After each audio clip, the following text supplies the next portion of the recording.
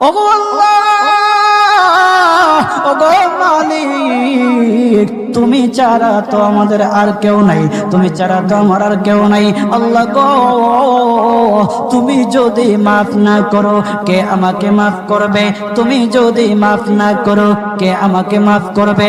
তুমি যদি আমাকে মাফ করো তাহলে তোমার কোনো দিকে কমবে না, তুমি যদি আমাকে মাফ না করো তোমার কোনো দিকে বাড়বে না।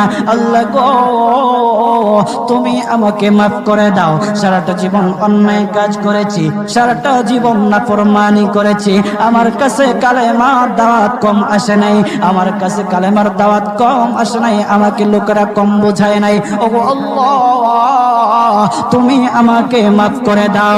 মাফ না করলে কোথায় যাব, কার কাছে যাব? বাবা যখন মারে তখন মার কাছে আশ্রয় নেওয়া যায়, মা যখন প্রহার করে তখন বাবার